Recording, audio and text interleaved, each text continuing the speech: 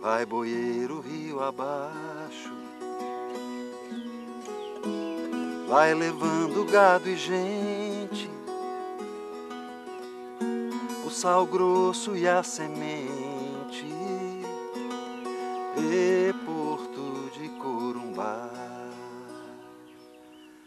Vocês acabaram de ouvir uma canção minha chamada Boeiro do Nabileque, que é uma região do Pantanal. Pois é, na verdade costumamos chamar de Pantanal Mato-Grossense, mas existem muitas regiões dentro desse mesmo Pantanal.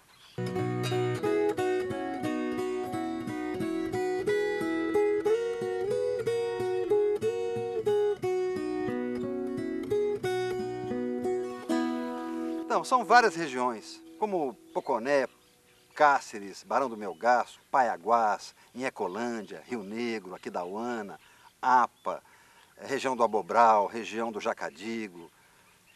Enfim, são várias regiões, como já falamos, e com características completamente diferentes.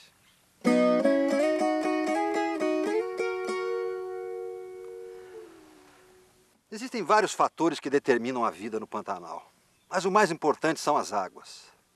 Depois das chuvas, uma prolongada cheia. Depois da vazante, uma terrível seca.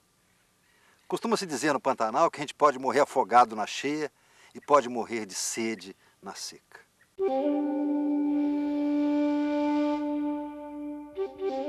Uma das maiores áreas alagáveis contínuas do mundo fica bem no coração do continente sul-americano, na bacia do Alto Rio Paraguai. O Pantanal é uma grande depressão formada pela ação das forças internas que vem transformando e modelando a face da Terra.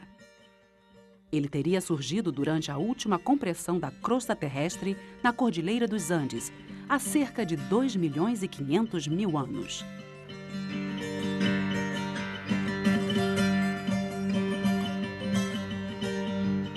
A planície pantaneira estende-se pelos territórios do Brasil, da Bolívia e do Paraguai. É um grande mosaico, um ponto de encontro, convergência e troca entre os elementos naturais. O Pantanal brasileiro concentra uma extraordinária abundância de animais. Centenas de espécies de aves, muitas delas migratórias, que vêm das mais distantes regiões do mundo.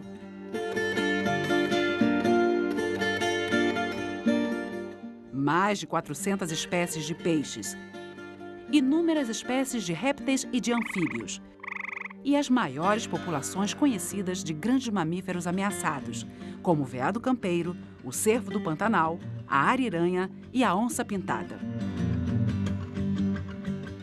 Tudo o que acontece aqui integra uma teia de relações que passa por todas as coisas e todos os fenômenos. As águas sobem entre 2 e 5 metros ao longo de 3 a 6 meses. As chuvas que caem nas cabeceiras do Rio Paraguai escoam lentamente pelas planícies, nas quais praticamente não há quedas bruscas. As águas podem levar 4 meses para atravessar todo o Pantanal brasileiro. No norte, os níveis de água variam com as chuvas. No sul, eles aumentam e diminuem mais suavemente. Além do escoamento, grande parte do líquido evapora pela ação do sol e dos ventos. Anos de muita inundação alternam-se com anos mais secos. Homens e animais têm de aprender a conviver com os ciclos naturais. Fragilidade, força. Violência, ternura. Trabalho duro e um descanso bem merecido.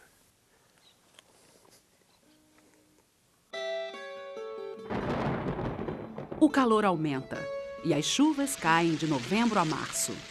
Rios e riachos invadem parte da planície. Para os seres aquáticos, é tempo de fartura.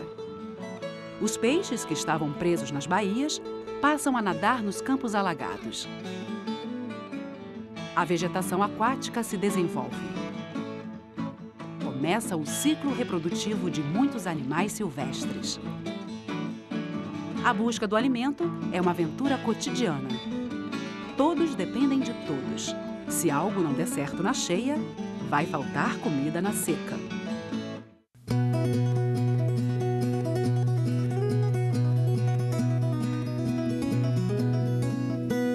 No Pantanal, de abril a outubro, é inverno. Tempo ameno, seco, com raros momentos de frio. Da noite para o dia, tudo muda. A vegetação deixa cair suas folhas. O sol se põe mais cedo. Os rios mostram seu fundo. O Pantanal muda de cor. A grande planície fica parecida com o cerrado. Aos poucos, a água escoa de volta ao leito dos rios. A luta pela sobrevivência continua intensa. Animais retidos nas lagoas servem de presa para outros que precisam dar alimento a seus filhotes. Os mais adaptados levam a melhor. Quando a água passa de uma baía para outra, os peixes seguem o fluxo. Imóveis, com a boca entreaberta, os jacarés esperam. Quando um peixe toca neles, é abocanhado rapidamente. À noite, os olhos desses caçadores brilham como lanternas ou estrelas. A sucuri também caça e come o jacaré. E a vida segue seu curso. O homem pantaneiro recebeu dos índios guaranis, paiaguás, bororos e guatóis a agilidade física e a noção de que os recursos naturais pertencem a todos, são um bem comum. Mais de 40% dos habitats de florestas e savanas foram alterados com a introdução de gramíneas exóticas para a pecuária intensiva. A erosão e o assoreamento dos rios muda o fluxo da água e altera o período de inundação da planície pantaneira. As queimadas para renovar a pastagem e controlar pragas do gado ainda são praticadas no Pantanal. E quando o fogo foge ao controle, provoca grandes estragos ambientais. O aumento da temperatura em todo o planeta, que tem provocado dramáticas mudanças de clima, também tem reflexos negativos na planície pantaneira. O Pantanal é uma área vulnerável e de prioridade máxima para a conservação. Consagrado como Patrimônio Nacional pela Constituição Brasileira de 1988, em 2000 foi declarado pela Unesco parte da Reserva da Biosfera. Nem só de luta e destruição é feito o dia a dia dos animais do Pantanal. Existem formas maravilhosas de cooperação entre eles que podem servir de exemplo e inspiração para o ser humano. O ninho do tuiuiu, que já é grande, vai sendo ampliado a cada ninhada. Ele atrai aves como as caturritas, que se instalam e constroem ninhos em sua base. Muitas aves fazem o mesmo com alguns animais silvestres. A graúna e o carrapateiro limpam as capivaras e se alimentam de seus parasitas. Na natureza ou na sociedade, uma mão lava a outra. Conservar é tarefa de todos. Cooperação. Eis uma palavra-chave para descrever o trabalho do SESC aqui no Pantanal. Cooperação com os visitantes, com a comunidade local. E a percepção que o desenvolvimento deve estar aliado à proteção está presente em atividades como esta, aqui em Poconé. Uma das principais atrações do Hotel Sesc Porto Cercado é um borboletário instalado numa cúpula de 9 metros de altura que abriga milhares de borboletas de 25 espécies diferentes que encantam os turistas. A visita ao borboletário amplia a consciência para a conservação do Pantanal. Ele também gera emprego e renda. 25 famílias reunidas numa associação de criadores participam do processo de transformação de ovos e crisálidas em borboletas. Os ovos são o SESC que fornece, né? A gente toda quinta tem reunião para busca dos ovos. Aí vem para casa, aí eu já costumo tirar os ovos da vasilha e coloco na folha aqui, que a hora que eles começam a nascer, eles já ficam grudados na folhinha, né?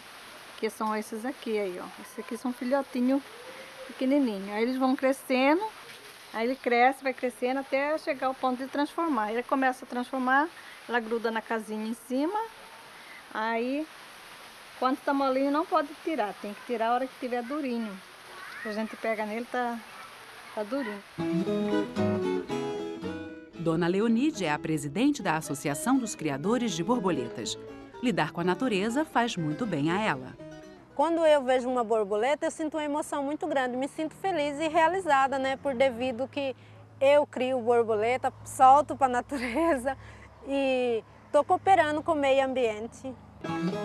O contato com o ciclo de vida das borboletas também teve grande importância na vida do peão João. Ele não sabia nada sobre esses insetos quando começou a trabalhar na implantação do borboletário. Eu nem sabia o que era plantas hospedeiras. Eu conhecia as plantas como essa aqui, eu conhecia como coça-coça, que é uma planta urtiga, né? Aí nós chamamos de coça-coça aqui no Pantanal, que passou ela queima muito. Aí comecemos ele falar para mim o que era planta hospedeira, de onde que vinha lagarta, ovo. Aí nessa andança o Ivan me entregou uma lagarta, que é a lagarta da olho de coruja, conhecido como Caligo brasiliense. Hoje eu já sei até o nome científico dela, né? Aí, no correr do tempo, ele falou, ó, você vai cuidar dessa lagarta aqui, que essa lagarta aqui vai transformar em borboleta, né? Eu falei, esse cara deve estar brincando comigo, né? Lagarta transformar em borboleta, isso aí não existe. Na primeira transformação, João levou o maior susto. Achou que a crisálida estivesse morrendo. Após alguns anos trabalhando no borboletário, ele já sabe bastante sobre o assunto. Hoje eu conheço já 25 espécies de planta e 25 espécies de borboleta já com nome popular, nome científico, né? Isso também, graças a Deus, com a ajuda dos biólogos, das estagiárias. E eu hoje sou João do Borboletário. O SESC tem a maior reserva particular do patrimônio natural do país, considerada modelo pelo IBAMA. Ela aumenta em cerca de 1/3 o total da planície pantaneira protegida no Mato Grosso. Aqui, vivem em torno de 40% das espécies silvestres da região. Em 2003, a reserva foi declarada um sítio de importância internacional pela agência Ramsar, da Convenção Internacional de Áreas Úmidas. Foi a segunda unidade de conservação brasileira a receber este título e a primeira da iniciativa privada. Cresce hoje em todo o mundo a consciência de que cabe aos governos e à iniciativa privada criar e manter unidades de conservação. Neste contexto, o SESC representa os empresários do comércio, serviços e turismo, contribuindo com sua parte para este esforço. No total, o Serviço Social do Comércio conserva uma área de 106 mil hectares no Pantanal. Este complexo é todo voltado para preservação, educação ambiental e desenvolvimento sustentável. Torres de observação com monitoração, aviões, barcos, veículos para transporte e identificação de problemas ambientais, brigada contra incêndios, mobilização comunitária. A natureza está sempre a nos ensinar. A solidariedade é importante para conservar nosso patrimônio comum. Ninguém preserva o que não conhece. Aqui na reserva do SESC, o Pantanal desconhecido e misterioso começa a se revelar. A pesquisa científica gera informações para as comunidades locais e também para o país, que através delas consegue atender seus compromissos de conservação, trazendo benefícios para toda a humanidade. As pesquisas na RPPN do SESC Pantanal decorrem da necessidade de obter conhecimentos sobre a ecologia e biologia da fauna e da flora da região, indispensáveis à gestão ambiental, ao manejo de uma unidade de conservação e de proteção integral. O trabalho que nós realizamos na RPPN SESC Pantanal tem como objetivo fazer uma avaliação da vegetação e das diferentes fisionomias de vegetação. Também estamos, nesse mesmo propósito, implantando um conjunto de estações meteorológicas para monitoramento tanto da chuva quanto do vento, porque são elementos importantes no monitoramento do fogo. A pergunta que nós estamos tentando ajudá-la a responder é qual o potencial de sequestro e, efetivamente, qual esse sequestro, se ele existir, e em que tipo de vegetação, em que tipo de organismo, no caso arbóreo, ele está mais representado. O sequestro de carbono, como eu digo que ele potencialmente ocorre, é que ele tem várias dinâmicas e essa dinâmica ocorre num nível muito grande, regional. O trabalho na RPPN do SESC Pantanal, ele se iniciou em 1998, quando a reserva estava se estabelecendo no município de Barão de Melgaço, com o levantamento das espécies de aves existentes no seu interior. Desse levantamento, nós fizemos um guia com fotografia de todas as espécies da reserva, que é um número significativo para a planície pantaneira. São 321 espécies nessa primeira edição e que significam 75% de todas as aves encontradas no Pantanal. E o projeto da RPPN SESC Pantanal deve ser visto como um projeto visto a longo prazo, que é um patrimônio não só regional, que as populações da região, realmente as populações humanas levam uma vantagem enorme em relação ao evento da ocorrência da RPPN SESC Pantanal, mas também é um patrimônio nacional e um patrimônio da humanidade. Preservar é muito difícil, porque é preciso não atrapalhar a natureza na sua fase de reconstrução, porque ela está muito degradada. Agora, essa dificuldade diminui na medida que nós tenhamos os conhecimentos em mãos. A criação de abelhas é um exemplo importante da cooperação entre homem e natureza.